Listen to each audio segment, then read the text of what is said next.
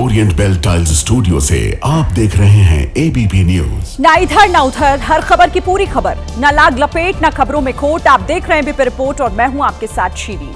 शुरुआत कर लेते हैं उन खबरों से जिन्हें आगे आपको हम विस्तार से दिखाने वाले हैं। मशहूर अभिनेता धर्मेंद्र का 89 साल की उम्र में मुंबई में निधन हो गया। लंबे समय से बीमार थे, पंचतत्व में विलीन हो गए हैं। बड़े बेटे सनी देओल ने उन्हें मुखाग्नि दी है। हिंदी सिनेमा के ही मैन को अंतिम विदाई देने के लिए पूरा बॉलीवुड उमड़ पड़ा। सितारों ने श्रद्धांजलि दी, कहा बहुत याद आएंगे धर्म जी। राष्ट्रपति प्रधानमंत्री ने भी दुख जताया है। पीएम मोदी बोले सिनेमा के एक युग का अंत हो गया है। दिल्ली में नक्सली हिडमा के समर्थन में नारेबाजी पर एक्शन हुआ है। 2 एफआईआर दर्ज हुई है। कुल 22 गिरफ्तार हुए हैं। पेपर स्प्रे से पुलिस पर भी हमला किया गया था। कोर्ट में आरोपियों को पेश किया गया। और पाकिस्तान के पेशावर में अर्धसैनिक बल के मुख्यालय पर आत्मघाती हमले में 3 जवानों की मौत हो गई, कई घायल। 3 दहशतगर्द भी ढेर हो गए हैं। तहरीक-ए-तालिबान पाकिस्तान ने हमले की जिम्मेदारी ली है। अब विस्तार से आपको खबरें दिखाते हैं। बात करेंगे उत्तर प्रदेश के इटावा की, जहां पर एक तेज रफ्तार बस को ब्रेक लगाना भारी पड़ गया। ब्रेक लगाने से बैलेंस बिगड़ा और वो सीधे मदर डेयरी की दीवार में जा घुसी। इस हादसे में 2 सिक्योरिटी गार्ड और 33 यात्री घायल हुए हैं।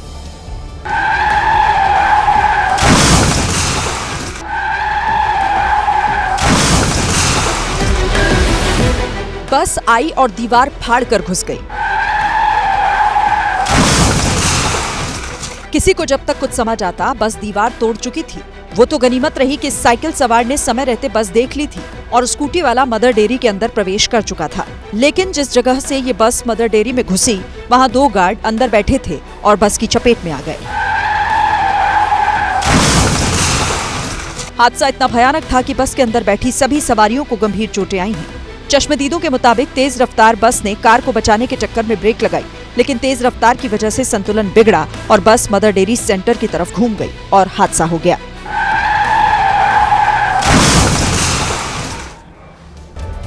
मसूरी में एक कैब का एक्सीडेंट हो गया। पहाड़ों के बीच सड़क पर धीरे धीरे चल रही कैब अचानक से नीचे खाई में जा गिरी। सीसीटीवी वीडियो में हादसा लाइव रिकॉर्ड हुआ। अच्छी बात यह रही कि हादसे में ड्राइवर बाल बाल बच गया।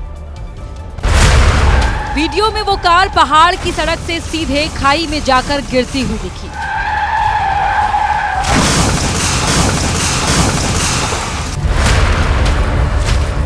खाई की तरफ चल रही गाड़ी के पहिए कुछ ज्यादा ही किनारे चल रहे थे। सुबह 6 बजे के बाद एक वक्त आया जब कैब के पहिए गलत दिशा में चले गए और उसके बाद वो कैब पत्थरों से टकराते हुए सीधे खाई में जा गिरी। इस हादसे के बाद किस्मत से ड्राइवर की जान बच गई। बताया गया कि गाड़ी के फिसलने की वजह से यह हादसा हुआ।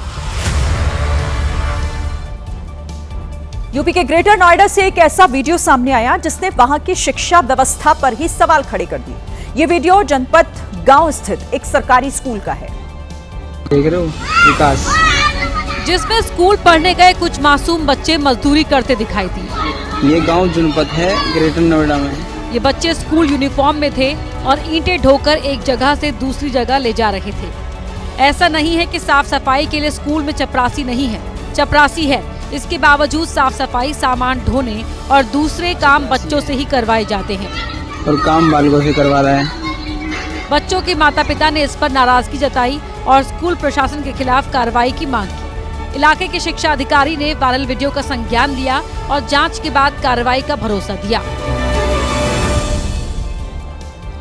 पाकिस्तान के पेशावर में पैरामिलिट्री फोर्सेस फ्रंटियर कॉर्प्स यानी कि एफसी के मुख्यालय पर आत्मघाती हमला हुआ, जिसमें पाकिस्तान के कई जवानों की मौत हो गई।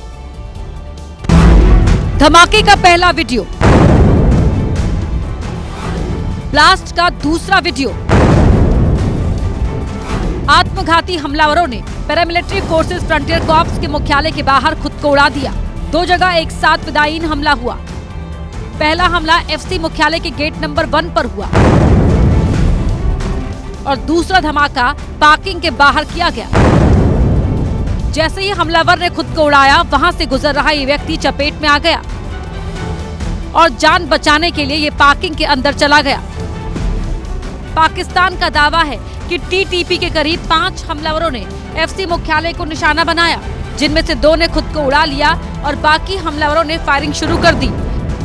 सर ये यहाँ पर ब्लास्ट के सामने एफसी हेडक्वार्टर के स्टेशन के सामने भी हटी। यहाँ से जरा निकलना मुश्किल है, सारे बंद कर दिए। पाकिस्तान का दावा है कि पुलिस ने जवाबी कार्रवाई में 3 हमलावरों को मार गिराया। जबकि ब्लास्ट में 3 जवानों की मौत हो गई। इस हमले की जिम्मेदारी तहरीके तालिबान ने ली है। देखिए, 1 साल के अंदर तहरीके तालिबान का फ्रंटियर कॉर्प्स पर यह तीसरा हमला था। टीटीपी के जमातुल अहरार धड़े के कमांडर ने इस धमाके के बाद पाकिस्तान को चेताते हुए एक बड़ा बयान दिया है।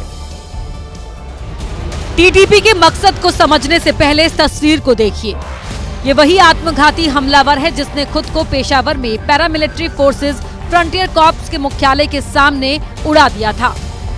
धमाके के बाद फिदायीन हमलावर के साथ साथ गेट पर मौजूद पाकिस्तानी जवान भी उड़ गए और धुआं हटने के बाद उनकी बॉडी इधर उधर बिखरी मिली। अंदर घुसने की कोशिश की, वहाँ पर हमारे फेडरल कॉन्स्टेबलरी के जवानों ने दिल्ली से उनको फौरी तौर पर न्यूट्रलाइज किया, बड़े नुकसान से बचा लिया। 3 शहीद हैं एफसी के। हमले की जिम्मेदारी लेते हुए टीटीपी के एक गुट कमांडर ने इस धमाके के पीछे की जो वजह बताई वो चौंकाने वाली है। तहरीके तालिबान की जमात उल अहरार धड़े के कमांडर अबू यासिर ने कहा कि पाकिस्तान में 100% शरिया कानून लागू होना चाहिए। जब तक शरिया सिस्टम लागू नहीं होगा तब तक टीटीपी ऐसे ही हमले करता रहेगा। अगर शरिया सिस्टम 1% भी कम रह गया तो टीटीपी फिदायीन हमले करता रहेगा। आत्मघाती हमले के बाद पाकिस्तान बौखला गया और पेशावर का बदला लेने के लिए 2 स्कूलों पर हमला बोल दिया। पाकिस्तानी सेना ने बाका खेल के अलावा नरमी खेल के इलाके के स्कूल को ड्रोन से टारगेट बनाया, जिसमें 20 से अधिक लोगों के मारे जाने की खबर है। पाकिस्तानी मीडिया मारे जाने वाले लोगों को इत्तेहाद उल मुजाहिदीन का आतंकी बता रहा है। हालांकि पख्तून मानवाधिकार कार्यकर्ताओं का कहना है कि पाकिस्तानी सेना की ओर से यह हमला स्थानीय लोगों ने किया है। अहमदाबाद के इसनपुर इलाके में अवैध निर्माण पर आज प्रशासन ने कार्रवाई शुरू कर दी। तोड़फोड़ के लिए 20 जेसीबी और पॉकलैंड मशीनें मंगाई गई। नगर निगम के 500 कर्मचारियों के साथ बड़ी संख्या में पुलिस बल की तैनाती की गई। सुबह के वक्त ध्वस्तीकरण की कार्रवाई शुरू हुई तो कुछ ही समय के भीतर इसनपुर तालाब के आसपास किए गए कई अवैध निर्माण मलबे के ढेर में बदल गए। बुलडोजर के एक प्रहार से अवैध रूप से खड़े कई मंजिला मकान भरभराकर गिर गए और इसनपुर तालाब जो बस्ती के बीच कहीं नजर नहीं आता था वो दूर से ही नजर आने लगा। अहमदाबाद नगर निगम के उप नगर आयुक्त रुद्रेश रावल ने बताया कि सभी को पहले ही नोटिस जारी किया गया था, निकासी का समय भी दिया गया, जिसके बाद ही तोड़फोड़ की कार्रवाई शुरू की गई। देखिए, अब झारखंड में भी एसआईआर को लेकर राजनीतिक विरोध तेज हो गया है। इस बीच प्रदेश के मंत्री इरफान अंसारी ने एसआईआर को लेकर एक ऐसा बयान दिया जिस पर सियासी विवाद खड़ा हो गया। जामताड़ा में आयोजित एक कार्यक्रम के दौरान मंत्री इरफान अंसारी ने लोगों को नसीहत दी कि वोटर लिस्ट के नाम पर वेरिफिकेशन करने आए अधिकारियों को कमरे में बंद कर दे। मैं आप सबको कहना चाहता हूँ एकदम, अगर कोई नाम आपका काटने के लिए आए, अगर कोई आपका नाम अगर पूछने के लिए आए, वैसे पदाधिकारी को एकदम गेट में बंद कर दीजिएगा, ताला मार दीजिएगा, मैं खोलूंगा। बीजेपी ने इरफान अंसारी के बयान को गैर जिम्मेदाराना बताते हुए उन्हें बर्खास्त करने की मांग कर डाली। और एसआईआर का डर क्यों है इतना, क्यों सता रहा है? क्या ये घुसपैठियों के वोट से जीतते हैं? क्या ये मरे हुए लोगों के वोट से जीतते हैं? हालांकि झारखंड में अभी एसआईआर शुरू भी नहीं हुआ है, लेकिन इस पर सियासत जोर पकड़ती जा रही है। छत्तीसगढ़ में 150 से ज्यादा लोगों को मारने वाले नक्सली हिडमा के समर्थन में दिल्ली में नारेबाजी हुई। इंडिया गेट पर प्रदूषण के नाम पर प्रदर्शन करने आए कुछ लोगों ने अचानक से हिडमा को हीरा बताना शुरू कर दिया। एनकाउंटर में मारे गए 1 करोड़ के इनामी नक्सली हिडमा को ये लोग अमर कर रहे थे।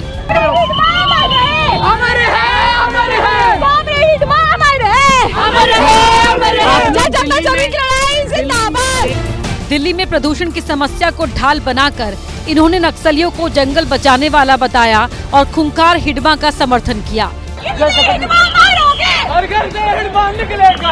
बिना परमिशन प्रदर्शन करने आए लोगों को पकड़कर पुलिस थाने ले आई।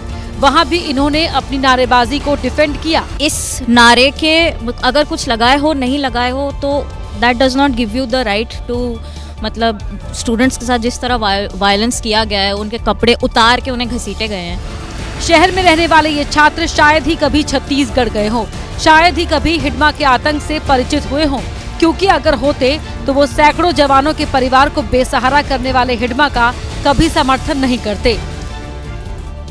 राजस्थान के किशनगढ़ में बस कंडक्टर की गुंडागर्दी का एक मामला सामने आया। आरोप है कि नशे में धुत कंडक्टर ने कई यात्रियों से पैसे लिए और उन्हें टिकट ही नहीं दिया। और जब यात्रियों ने कंडक्टर से टिकट देने को कहा तो उसने मारपीट शुरू कर दी।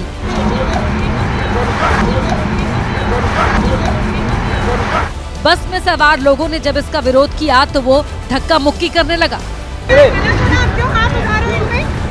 हंगामे की जानकारी मिलते ही विभाग की फ्लाइंग टीम मौके पर पहुंची, लेकिन नशे में धुत कंडक्टर की गुंडागर्दी नहीं थमी।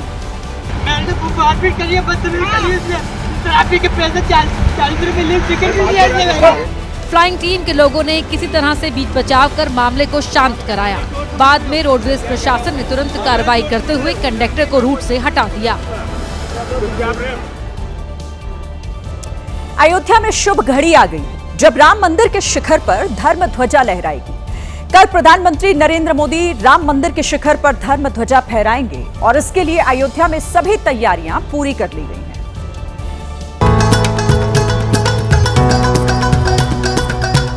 सज गई है राम की नगरी। अयोध्या एक बार फिर से उसी तरह से सजी है जैसे प्राण प्रतिष्ठा के ऐतिहासिक दिन सजाई गई थी। अयोध्या की सड़कें ऐसे लग रही हैं मानो ये नजारे स्वर्ग के हों। डिवाइडर पर तरह तरह के फूल गमले रखे जा रहे हैं। हर तरफ जय श्री राम लिखा है। हर आंखें उस पल का इंतजार कर रही है जब प्रधानमंत्री नरेंद्र मोदी राम मंदिर के शिखर पर धर्म ध्वजा फहराएंगे। 22 जनवरी 2024 को प्रधानमंत्री नरेंद्र मोदी ने रामलला के प्राण प्रतिष्ठा समारोह में हिस्सा लिया था। तब जो ग्राउंड फ्लोर राम मंदिर का था वो बनकर तैयार था। जब 25 नवंबर 2025 को प्रधानमंत्री मोदी इस अयोध्या में रहेंगे, उस वक्त संपूर्ण राम मंदिर परिसर बनकर तैयार है। अयोध्या की हर गली चौराहे पर भक्तिमय माहौल है।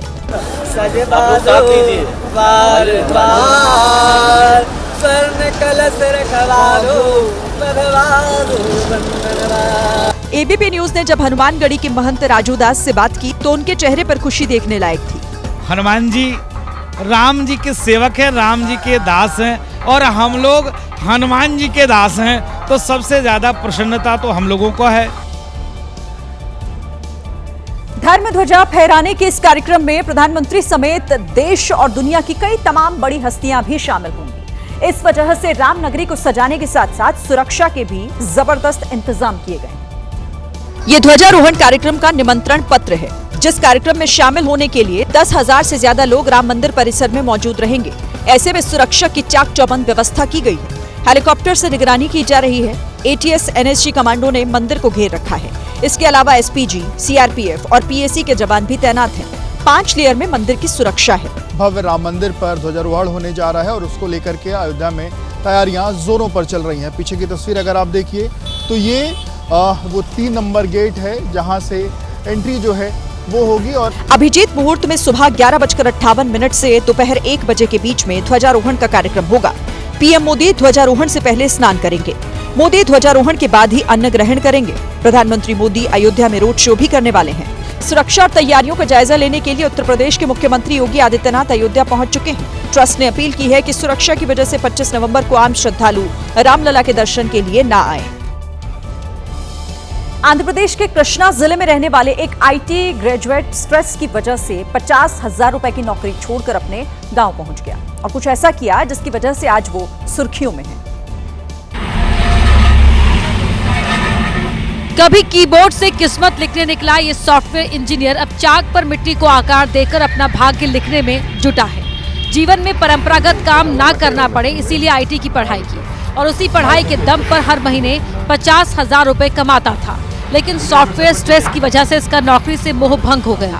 फिर गांव लौटकर अपने परंपरागत काम में जुट गया। साई गोपी नाम के इस युवक का दावा है कि अभी हर महीने इसी चाक और मिट्टी से 1 लाख रुपए तक कमाता है।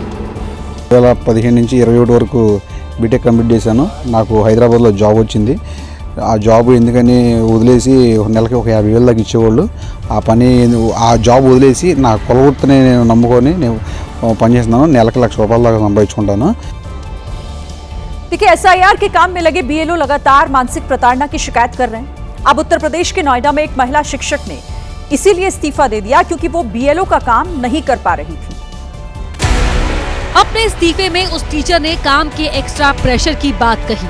नोएडा के गेझा गांव में प्राइमरी स्कूल में पढ़ाने वाली टीचर ने तंज भरे लहजे में लिखा, मैं अब अपनी नौकरी से इस्तीफा देती हूँ। मुझसे ये काम नहीं हो पाएगा। ना शिक्षण का काम हो पाएगा, ना ही बीएलओ का। कृपया मुझे बताएं कि मैं अपने निर्वाचन से जुड़े सामान किसे दूं। स्कूल की प्रिंसिपल की माने तो इस्तीफा देने वाली टीचर पहले से ही अपने वर्कलोड से परेशान थी। उन्होंने अपील की थी कि एसआईआर के काम में उन्हें न लगाया जाए, बावजूद इसके उन्हें ये काम दिया गया। अब उनका इस्तीफा वायरल है। ठीक इसी तरह कोलकाता में भी ब्लॉक लेवल ऑफिसर्स अपनी ड्यूटी लगाए जाने के विरोध में जमा हुए। बीएलओज ने मिलकर कोलकाता में एक बड़ा मार्च निकाला। ये वो कर्मचारी हैं जिनका आरोप है कि एसआईआर में ब्लॉक लेवल ऑफिसर की ड्यूटी करवाते हुए उन पर एक्स्ट्रा दबाव डाला जा रहा है।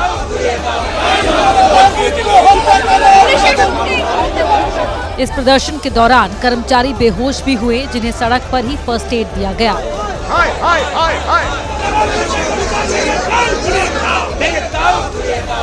इससे पहले बंगाल में ही वर्कलोड की वजह से बीएलओज की सुसाइड की खबरें आती रहीं। ममता बनर्जी ने चुनाव आयोग को 34 बीएलओ की मौत का ब्यौरा देकर चिट्ठी भी लिखी थी। राजस्थान के जोधपुर में उस वक्त बड़ा हादसा हो गया जब एक जर्जर मकान भरभराकर नीचे गिर गया। वो तो गनीमत रही कि परिजन घर के बाहर थे, नहीं तो बड़ा नुकसान हो जाता।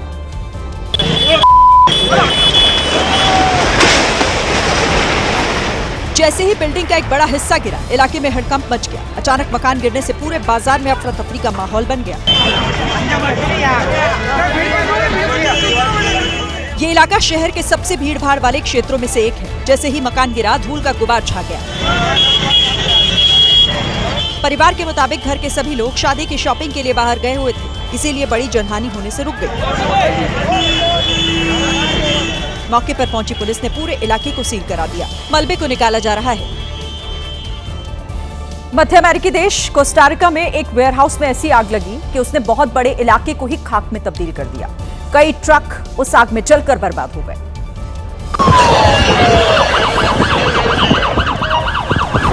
वेयरहाउस में धधकती आग की वजह से ऊपर आसमान में लपटें खतरनाक तरीके से जा रही थी।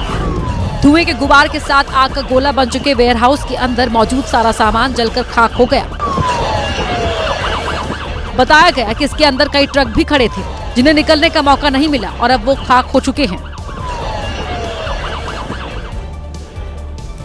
दिल्ली ब्लास्ट से जुड़े हरियाणा में पकड़े गए आतंकी मॉड्यूल की जांच में हर दिन कोई ना कोई नया खुलासा हो रहा है। और इस मामले में अल फलाह यूनिवर्सिटी के 3 डॉक्टर शाहीन सईद, डॉक्टर मुजम्मिल शकील और डॉक्टर उमर नबी के नाम सामने आने के बाद जांच एजेंसीज ने अपनी जांच का दायरा और बढ़ा दिया है।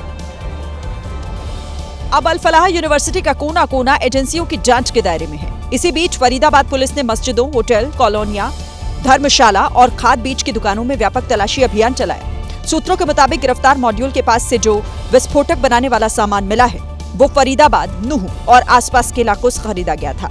अधिकारियों का कहना है कि वो ये देख रहे हैं कि किस दुकानदार ने कौन सा सामान खरीदा, कितनी मात्रा में बेचा और खरीदारों की पहचान क्या है। स्टॉक रजिस्टर से लेकर बिल बुक तक हर दस्तावेज की बारीकी से पड़ताल की जा रही है। इधर सुरक्षा एजेंसियों को जो फरीदाबाद के डबुआ मस्जिद में संदिग्ध पाउडर मिला था, उसकी जांच के लिए सैंपल भेजा गया है। एजेंसियों को अब लैब से रिपोर्ट आने का इंतजार है। 70 सालों तक लोगों के दिलों पर राज करने वाले धर्मेंद्र आज इस दुनिया में नहीं है। आज ही उनके निधन की पुष्टि हुई और आज ही उनका अंतिम संस्कार भी हो गया। उनके निधन से हर तरफ शोक पसरा हुआ है। उम्र के आखिरी पड़ाव में धर्मेंद्र को सांस लेने में दिक्कत हो रही थी। लोहे जैसे शरीर वाले धर्मेंद्र की बॉडी आखिरी दिनों में थोड़ी झुक सी गई थी, लेकिन फिर भी उनके चेहरे का चार्म कम नहीं हुआ था। छोटे-छोटे शेर सुनाने जा रहा हूं। आज देश के इतने बड़े स्टार के निधन के बाद उनकी झलक के नाम पर सिर्फ ये तस्वीर आई, जिसमें उनके पार्थिव शरीर पर फूल दिख रहे थे। एम्बुलेंस में ही अंतिम संस्कार के लिए कलश भी ले जाया गया। विले पार्ले के शमशान घाट में बिना किसी बड़े इवेंट के बड़ी सादगी से उन्हें अंतिम विदाई दी गई। इससे पहले मौत की अफवाह के बाद सनी देओल मीडिया को खरी खोटी सुनाने के लिए बाहर आए थे, लेकिन आज मौत के बाद ना वो दिखे ना उनके छोटे भाई बॉबी। हाँ, लेकिन हेमा मालिनी जरूर शमशान जाते वक्त मीडिया के कैमरे में कैप्चर हुई। बेटी ईशा देओल भी मीडिया से बचते हुए जल्दी जल्दी कदम बढ़ाकर शमशान की तरफ जाती देखी गई। धर्मेंद्र का एक्सपीरियंस, उनका जिंदा दिल नेचर उन्हें बॉलीवुड में अपार इज्जत और प्यार दिलाता था। बड़े बड़े एक्टर्स उन्हें अपने पिता के तौर पर देखते थे। आज निधन के बाद पूरी इंडस्ट्री उन्हें आखिरी बार देखने के लिए पहुंची। बॉलीवुड में धर्मेंद्र के पक्के दोस्त और उनके शोले वाले जय अमिताभ बच्चन बेटे अभिषेक के साथ शमशान घाट पहुंचे। तस्वीरों में वो हड़बड़ी में देखे गए। सलमान खान भी देओल परिवार को ढांढस बंधाने के लिए आए और परेशान दिख रहे थे। आमिर खान भी समय रहते अंतिम संस्कार के वक्त पहुंचे। अक्षय कुमार भी अंतिम संस्कार के समय दर्द बांटने के लिए पहुंचे। संजय दत्त भी धर्मेंद्र को आखिरी बार देखने के लिए शमशान घाट आए। काफी ज्यादा अब गाड़ियों के निकलने का सिलसिला शुरू हो चुका है। ये देखिए, आपको गाड़ियों का मूवमेंट आपको नजर आएगा। ये स्मशान भूमि से निकलते हुए वाहन है। हमेशा मुस्कुराते हुए रहने वाले धर्मेंद्र को अलविदा कहने के लिए पूरा बॉलीवुड जमा हुआ था। धर्मेंद्र सिर्फ बॉलीवुड के थोड़ी ही न थे, वो तो पूरे देश के फेवरेट थे। उनके निधन के बाद राष्ट्रपति मुर्मू से लेकर प्रधानमंत्री नरेंद्र मोदी तक, कांग्रेस से लेकर समाजवादी पार्टी तक, हर पॉलिटिकल पार्टी, हर बड़े नेता ने आज उन्हें श्रद्धांजलि दी। बड़े पर्दे पर हमेशा छा जाने वाले धर्मेंद्र जब दुनिया से गए तो देश के प्रधानमंत्री ने भी कहा, धर्मेंद्र जी का निधन भारतीय सिनेमा के एक युग का अंत है। वो एक प्रतिष्ठित फिल्मी हस्ती और अद्भुत अभिनेता थे। केंद्रीय मंत्री नितिन गडकरी ने कहा, वो केवल अच्छे अभिनेता नहीं थे, अच्छे इंसान भी थे। आज भारतीय जनता पार्टी ने भी अपनी प्रेस कॉन्फ्रेंस में धर्मेंद्र को श्रद्धांजलि दी। राहुल गांधी ने भी शोक जताते हुए कहा, सिनेमा में लगभग 7 दशकों के उनके अद्वितीय योगदान को हमेशा सम्मान और मोहब्बत के साथ याद रखा जाएगा। ये धर्मेंद्र का ऑरा ही था कि आज उनके जाने के बाद पूरा देश एक होकर उनके परिवार के साथ खड़ा है। ही मैन नाम से मशहूर धर्म जी भले ही हमारे बीच आज ना हो, लेकिन उनकी अनगिनत कहानियां लोगों की यादों में हैं। उनमें से चर्चित 25 कहानियां आपको दिखाते हैं। 8 दिसंबर 1935 को पंजाब में जन्मे फिल्म अभिनेता और निर्माता धर्मेंद्र का पूरा नाम धर्म सिंह देओल था। धर्मेंद्र के पिता स्कूल हेडमास्टर थे। अपने गांव से मीलों दूर धर्मेंद्र ने एक सिनेमा घर में सुरैया की फिल्म दिल लगी देखी और इससे वो इतने प्रभावित हुए कि उन्होंने ये फैसला कर लिया कि वो अपना करियर फिल्मों में ही बनाएंगे।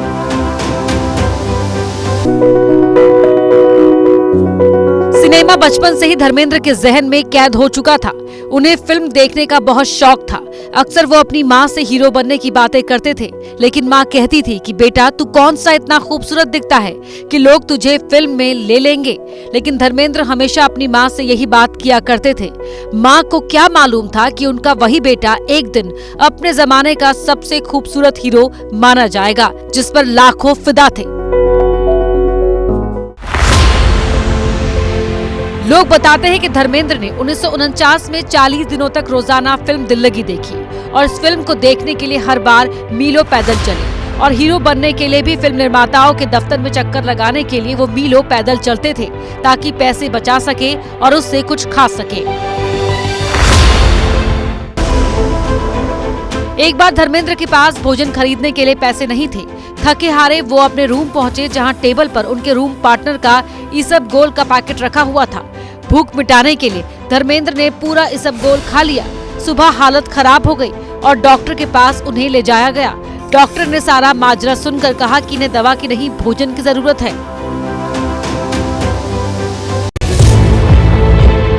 धर्मेंद्र जब फिल्मों में काम करने की चाह लिए मुंबई पहुंचे तो उस वक्त गुजारा करने के लिए ना उनकी जेब में पैसे थे और ना ही उनके पास रहने के लिए कोई ठिकाना था। अपना गुजारा करने के लिए वो एक गैराज में काम करते थे। वहां काम करने के लिए उन्हें 200 रुपए मिलते थे। इतने पैसों में उनका गुजारा नहीं हो पाता था, इसीलिए वो ओवर टाइम भी करते थे और फिर रात में उसी जगह सो जाते थे। फिल्मों में आने से पहले धर्मेंद्र रेलवे में क्लर्क की नौकरी कर रहे थे, जहां उन्हें 125 रुपए मासिक वेतन मिलता था। लेकिन घर को आर्थिक मजबूती देने के लिए बिना मन उन्होंने कुछ दिनों तक रेलवे में नौकरी की, लेकिन ज्यादा दिन उनका मन उन्हें पंजाब में रोक नहीं पाया और उनके मन की उड़ान उन्हें अपने सपनों की नगरी यानी मुंबई खींच लाई। रेलवे में नौकरी के दौरान एक फिल्म पत्रिका में टैलेंट हंट का विज्ञापन आया, जिसमें विमल रॉय और गुरुदत्त का नाम लिखा था। उसी विज्ञापन के बाद धर्मेंद्र को स्क्रीन टेस्ट के लिए बुलावा आ गया, जिसके बाद अपनी पत्नी प्रकाश कौर और बच्चों को वहीं पंजाब में छोड़कर धर्मेंद्र मुंबई पहुंच गए। साल 1960, महीना था नवंबर और तारीख थी 4। सिनेमा घरों में दिल भी तेरा हम भी तेरे नाम की एक फिल्म रिलीज हुई थी। अर्जुन हिंगोरानी की डायरेक्शन में बनी इस फिल्म से बॉलीवुड में एक नए हीरो की एंट्री हुई।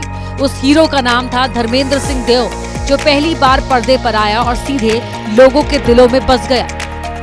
जब दिल भी तेरा हम भी तेरे फिल्म के जरिए बॉलीवुड में पहला ब्रेक मिला तो धर्मेंद्र को ऐसी उम्मीद थी कि उन्हें इस पिक्चर के लिए कम से कम 5,000 रुपए मिलेंगे। हालांकि उन्हें सिर्फ 51 रुपए मिले थे, वो भी 3 लोगों ने मिलकर 17-17 करके उन्हें 51 रुपए दिए थे। ये फीस भले ही कम थी, लेकिन धर्मेंद्र उस 51 रुपए को काफी लकी मानते थे। ही-मैन बनने की शुरुआत 1966 में हुई। फिल्म पत्थर के फूल धर्मेंद्र की पहली एक्शन फिल्म थी। इस फिल्म में धर्मेंद्र की एक्टिंग की काफी तारीफ हुई थी। ये उस साल की सबसे ज्यादा कमाई करने वाली फिल्म भी साबित हुई थी। 70 लाख की बजट वाली इस फिल्म ने कुल 14 करोड़ 40 लाख की कमाई की। धर्मेंद्र का डील डॉल पहलवानों जैसा था, जिसको देख कई निर्माताओं ने उन्हें अभिनय छोड़ अखाड़ा जाने की सलाह दी। कईयों ने कहा पहलवान गांव लौट जाओ। धर्मेंद्र को भले ही एक्शन हीरो के रूप में जाना जाता है, लेकिन धर्मेंद्र ने कई हास्य और रोमांटिक फिल्मों में भी काम किया। जब धर्मेंद्र ने बॉलीवुड में अपना करियर शुरू ही किया था, उसी समय उनका नाम एक्ट्रेस मीना कुमारी के साथ जुड़ा था। बातें तो ऐसी भी होती थी कि मीना कुमारी ने बड़े एक्ट्रेस के तौर पर बॉलीवुड में जगह बनाने में धर्मेंद्र की मदद की थी। हालांकि धर्मेंद्र पहले से ही शादीशुदा थे। फूल और पत्थर की शूटिंग के दौरान फिल्म अभिनेत्री मीना कुमारी से उनकी नजदीकियां चर्चा का विषय रही। धर्मेंद्र और मीना कुमारी की नजदीकियों से मीना के पति कमाल अमरोही नाराज हो गए। वर्षों बाद उन्होंने धर्मेंद्र को लेकर रजिया सुल्तान बनाई। एक दृश्य में उन्होंने धर्मेंद्र का मुंह काला करवाया। कहा जाता है कि इस तरह का सीन जानबूझकर धर्मेंद्र से बदला लेने के लिए रखा गया। बॉलीवुड में आने के कुछ सालों बाद हेमा मालिनी के साथ धर्मेंद्र का नाम जुड़ा। बाद में साल 1980 में धर्मेंद्र ने हेमा से दूसरी शादी की। दूसरी शादी करने के लिए धर्मेंद्र ने अपनी पहली पत्नी को तलाक नहीं दिया था, बल्कि इस्लाम धर्म अपनाकर हेमा मालिनी से शादी कर ली थी। फिल्म समीक्षक कहते हैं कि हेमा मालिनी और धर्मेंद्र की लव स्टोरी साल 1975 में शुरू हुई। फिल्म शोले के सेट से हेमा धर्मेंद्र की प्रेम कहानी की शुरुआत हुई थी। कहा तो ये भी जाता है कि जब हेमा मालिनी संग उनके सीन की शूटिंग होती थी तो वो सेट पर लाइटमैन को रिश्वत दिया करते थे, ताकि वो लाइट डिस्टर्ब कर दे और उन्हें हेमा मालिनी के साथ फिर से वो सीन करने का मौका मिल जाए। धर्मेंद्र शोले में ठाकुर का किरदार निभाना चाहते थे, जबकि शोले के निर्देशक रमेश सिप्पी चाहते थे कि धर्मेंद्र वीरू का रोल निभाएं। धर्मेंद्र नहीं माने तो रमेश ने धमकाते हुए कहा कि संजीव कुमार को वीरू बना दूंगा, जो कि हेमा मालिनी का हीरो है। धमकी रंग लाई। धर्मेंद्र फौरन वीरू का रोल निभाने के लिए तैयार हो गए।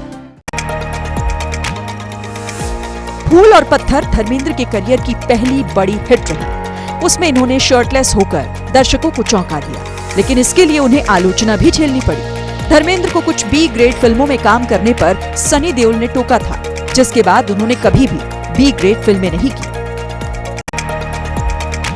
अपने दोनों बेटों सनी और बॉबी के साथ धर्मेंद्र का रिश्ता खास रहा।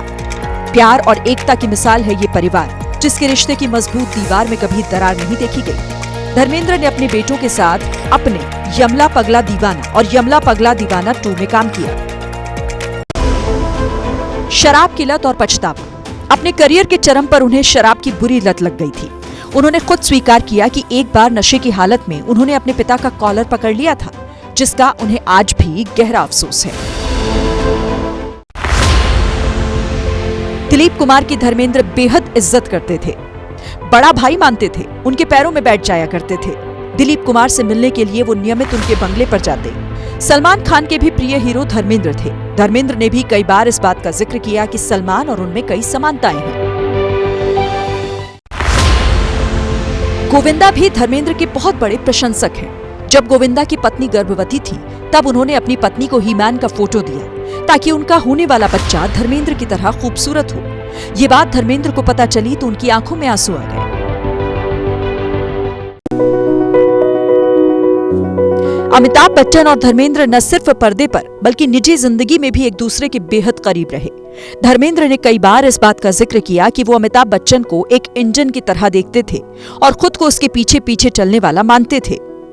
एक बार अमिताभ ने कौन बनेगा करोड़पति में बताया था कि शोले की शूटिंग के दौरान एक सीन में धर्मेंद्र ने गलती से असली गोलियों वाली बंदूक से गोली चला दी थी। निधन से पहले रिलीज हो चुकी उनकी 2 फिल्म काफी सुर्खियों में रही। 2023 में आई फिल्म रॉकी और रानी की प्रेम कहानी में उनके कैरेक्टर की काफी चर्चा रही। उन्होंने इस फिल्म में शबाना आजमी को किस किया था, जो कि खबरों में रहा था। इसके अलावा वो तेरी बातों में ऐसा उलझा जिया में नजर आए थे। ये फिल्म 2024 में रिलीज हुई, जिसमें शाहिद कपूर के दादा का किरदार उन्होंने निभाया और धर्मेंद्र ने दर्शकों का दिल जीत लिया। धर्मेंद्र मैंने प्यार किया फिर से नाम के एक और प्रोजेक्ट पर भी काम कर रहे थे, जिसमें वो अरबाज खान के साथ नजर आने वाले थे। दोनों ने आखिरी बार 1998 की हिट फिल्म प्यार किया तो डरना क्या में साथ काम किया था। दिग्गज अभिनेता धर्मेंद्र का 89 साल की उम्र में निधन हो गया। उनकी आखिरी फिल्म 21 इस साल 25 दिसंबर को रिलीज होगी, जिसमें वो अमिताभ बच्चन की नाती अगस्ती नंदा के साथ दिखेंगे। ये फिल्म श्री राम राघवन ने निर्देशित की है। धर्मेंद्र ने एबीपी न्यूज से बातचीत में भी कहा था कि उन्हें अपने हीरो बनने पर यकीन नहीं था, क्योंकि पिताजी को ये पसंद नहीं था। आईने में तो मैं खुद को देखता था, मैं अपने आप को रिजेक्ट कर देता था। सजदा एक इबादत थी उसके लिए कि मुझे किसी तरह एक्टर बना दे मालिक। मेरा हर कर्म एक सजदा था और यकीनन उसे मुझ पर रहम आ गया होगा। और इसी के साथ ये थी आज की एबीपी रिपोर्ट। कल भी जारी रहेगी खबरों की खोज। आगे रहने के लिए आप देखते रहिए एबीपी न्यूज। नमस्कार।